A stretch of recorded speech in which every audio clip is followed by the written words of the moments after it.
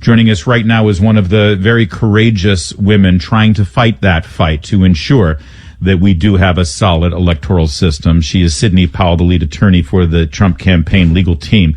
And, Counselor, thank you for joining us today. Oh, thank you, Larry. There's a couple of things that you all presented yesterday at this extraordinary press conference that really it bears repeating and it bears a little bit of fleshing out. And I want to get to as much as I can. First of all, the question of overvotes and over ballots. This has been something that's been so maddening for so many people when they see precincts, mostly in cities like Milwaukee and Detroit, Philadelphia, Pittsburgh, and they see precincts where they had 200 to 300% turnout. Has your investigations at this point been able to come up with a clear answer as to what exactly happened there? Well, it's probably attributable to fraudulent mail-in ballots or computer alterations of the vote. Either one is distinctly possible. And, of course, we have a lot of dead people voting, but that's not what my case is really based on. That's certainly one of the issues that indicates a scheme to defraud the people of their legal votes. Yeah. Because people had to go out and affirmatively fill in ballots for people that they knew were dead and then file them. And each of those is a federal crime punishable by 5 years in prison, if I recall correctly. And that actually raises another question. There's so many questions that I have. Your effort right now is a civil effort on behalf of the presidential campaign of Donald Trump. What you are alleging, what your co-counselors are alleging and have presented, they're criminal actions. Is there any cooperation, or do you know, are there independent investigations going on with the FBI and the Justice Department? I have no knowledge of independent investigations by the FBI and Justice Department. I can't imagine that people haven't been apprehended and arrested and indicted already for some of these clearly, easily provable, outrageous crimes that would set an example for others to know that they can't go around doing this. We've got evidence of paying for ballots to be harvested in at least one major city that is corrupted. Larry, the information is coming in at a faster rate than our little team of lawyers can even process it. Yeah. Americans are fed up with the corruption. They are starting to report it and come forward and give evidence. And we've got videos now. All kinds of different things are falling into our hands and being given to us because people trust us to do something about it, while our government has done nothing but either turn a blind eye or deliberately use it to mislead the American people. I think that much of the discussion of your appearance yesterday, Sidney Powell, was centered around the charges that you made with regard to the computerized ballot system and the software. And I know, and I'm not going to insult your intelligence to suggest that here on the radio you're going to present some sort of evidence that that you would normally present in open court. My interest is actually more in terms of what type of evidence you could produce. Is the allegation here that there is a backdoor in the software system and people accessed that and just created vote tallies that did not exist? And if that's the case, that's part of it. Yeah. Okay. And so how do you prove that? Even admits, their own training manual admits that people can go in and do that people can go in and put all kinds of votes in a trash folder essentially and then trash them. Oh, yes. Well, I've read the articles remarkably in the New York Times and the Huffington Post, ironically, from several years before this election. Now they're silent on the issue. But I know that I recognize that the software is capable of being accessed that way. Again, my question is, how does one prove that that's what happened in this case? Well, there are devices on the Internet that can be used to see it. And we have multiple people who actually saw it as it was happening. And so we essentially have some pictures of it. Okay. And it is terrifying, and it is a huge national security issue. Why the Department of Justice and the FBI have not done something on this immediately is beyond my comprehension. Dominion is closing its offices and moving. No doubt they're shredding documents and God only knows what else. More than 100 Dominion people have wiped any connection with Dominion off the internet. They're taking down prior articles about them. Carolyn Maloney, I think it was, wrote a letter to the Secretary of the Treasury or some government official back in 2013, I think it was, complaining about this and raising questions about it and suggesting and saying it was foreign owned and shouldn't be approved. Yeah. Well, all they did was create a shell company in the United States, but they're completely intertwined. They share office space with one of George Soros's groups. His number 2 man heads up the operation out of England, but the money for it was all funded from Venezuela and Cuba and communists. And they did it. We've got an eyewitness to all of it who's given a sworn affidavit that he saw it all done, and the purpose it was done for was to rig elections. Now, and we're speaking with Sidney Powell. She's lead attorney on the Trump campaign legal team, and you saw her at the press conference yesterday. We've been talking quite a bit. And by the way, Sidney Powell, you've been I consider you a friend, first of all, and as well as a fantastic guest on my programs for many years now. Leading up to this, I have the utmost respect for you, and I know how passionately you feel about these things. And because of that, you have incredible credibility with me and therefore with our audience as well.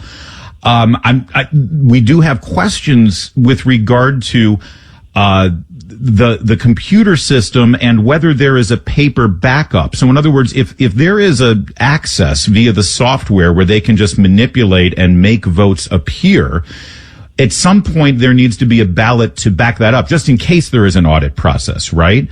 Is that part of your argument as well? That is, we have pictures of bags of paper ballots being trashed. We have evidence of shredders running to cover paper ballots. We have testimony of a witness who saw ballots from military people opened, and if they were for Trump, they were thrown out, and a substitute ballot was put in for Biden. Wow. And these are all people who are swearing under oath with their names. I mean, because God knows they are going to be attacked mercilessly. Exactly, and that's one reason why we haven't made these specific affidavits public, because some of them, just by what they say, you can identify who the person was. But, I'm essentially staking my personal and professional reputation on these allegations, and I have no hesitation from what I've seen in doing so. In fact, I think it would be irresponsible, if not criminal, of me not to come forward with it. One part of yesterday's statement, Sidney Powell, really caught my eye. When you, and I'm paraphrasing, but you basically said this system was set up in a way where whoever was willing to pay the right amount, they'd get the election results that they're looking for. And that was a nonpartisan statement. So exactly, the Republicans are as much at fault as this as the Democrats.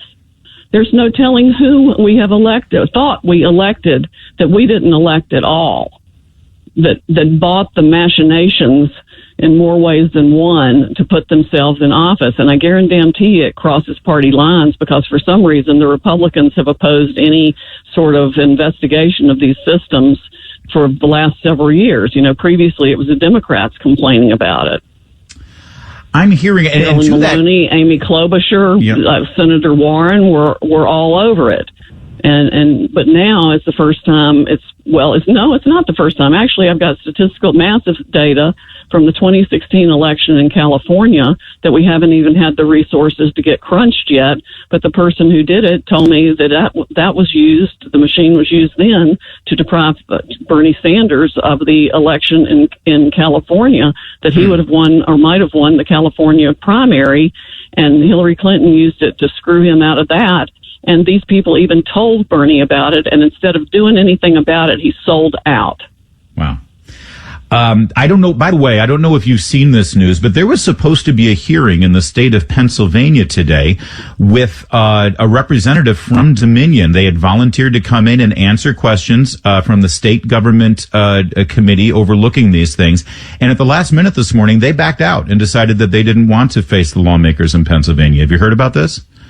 Yes, I did hear about that, and I'm sure they're now all hiring lawyers and everything else, because they knew exactly what they were doing. They advertised these features of their machines. They briefed people on the features of their machines.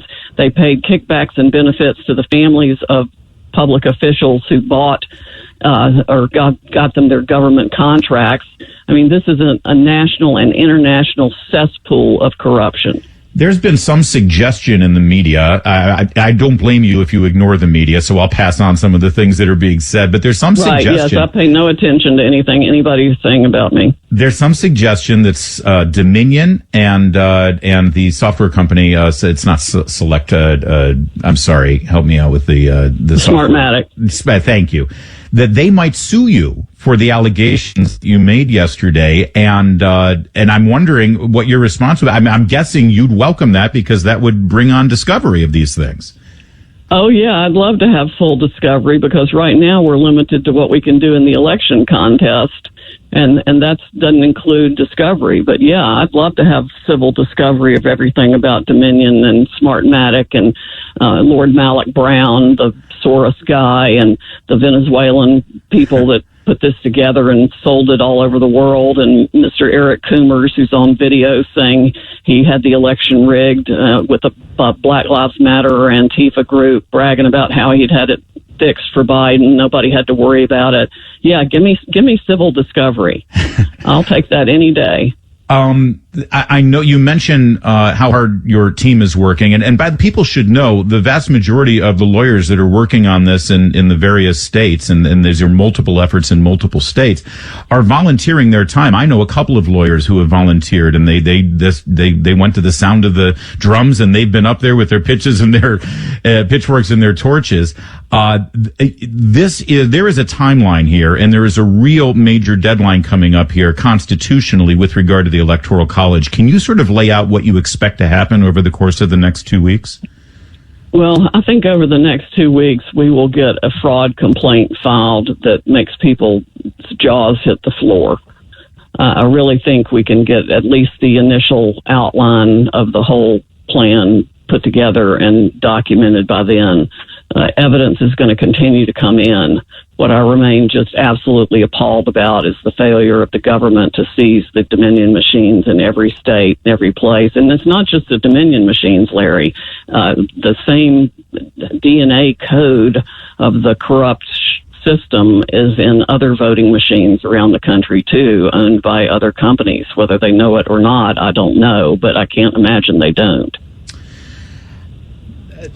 There's been some concern here over the idea that this action that you're taking is going to demoralize voters, demoralize Republican voters, turn off Republican voters. It will affect the turnout for the Georgia runoffs that are coming, and that people there shouldn't be a Georgia runoff with these machines. There should be an injunction issued or a court order issued to stop the Georgia runoff. They cannot rely on these machines. In no way, shape, or form. The recount was just certified. The people of Georgia, the Secretary of State there claims, listen, we looked at it all, we audited it all, and the paper ballots matched what the computers said. How do you respond? That's a lie. Well, it might have. I mean, you can rerun the same corrupted ballots through a machine and come out with the same thing. Yeah. That really doesn't prove anything. The machine can override review of signatures. It can override review of the top part of the ballot or one particular candidate. They can program it to do anything you can program a computer to do. And that's what they've done. Not to mention the Secretary of State of Georgia and the governor of Georgia rushed to give a $100 million contract to Dominion, I think in 2019, which is not that long ago, before elections started.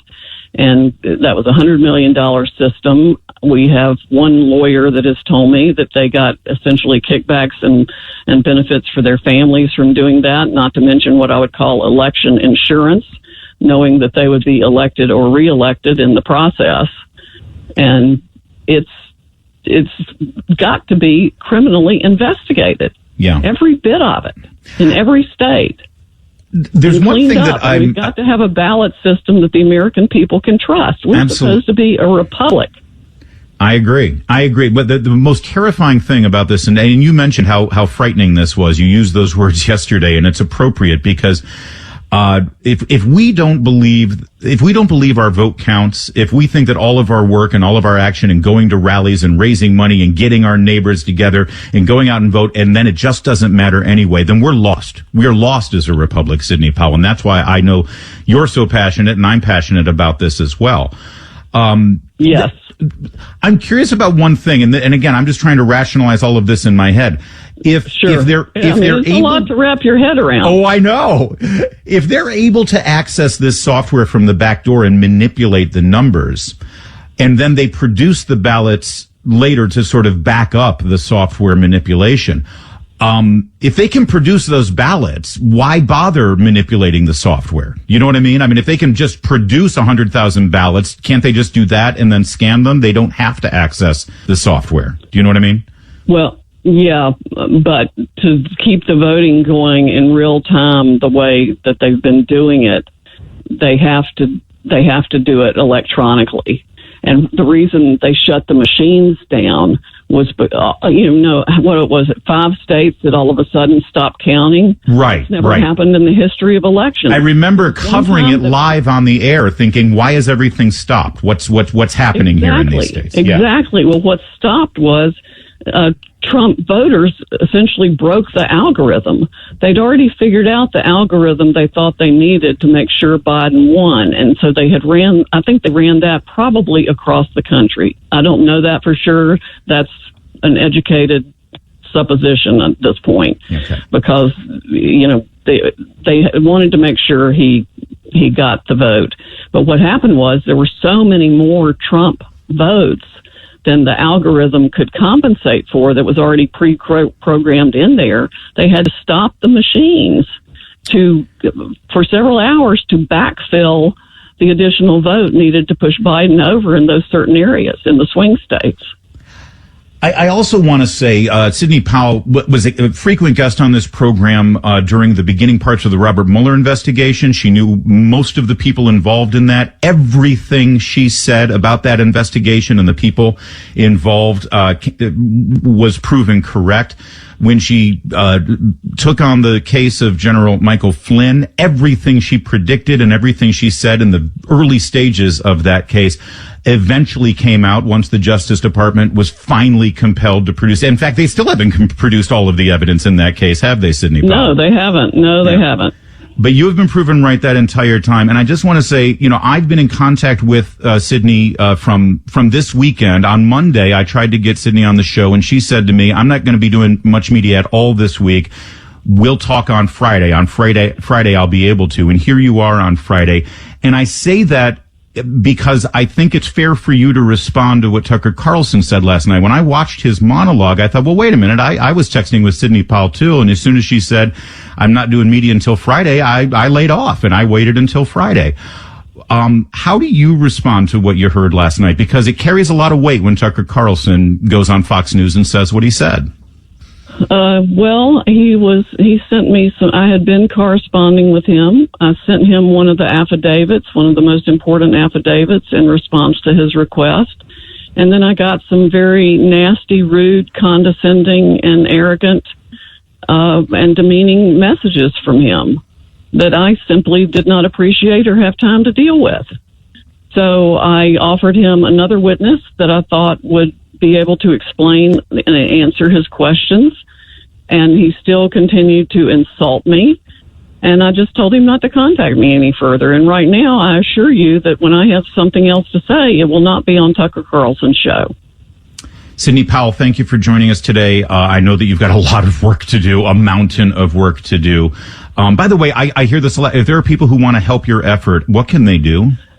Yes, we've started a nonprofit 501c4, so it's not tax deductible, but it's essentially a legal defense fund for the Republic. I am not being paid by the campaign. I'm being paid by the people of the United States of America, and I want to make sure we get this right for the future of this country. It's called defendingtherepublic.org. Thank you, Sidney. Get back to work. I appreciate you joining us. Larry. I will. Thanks. Bye.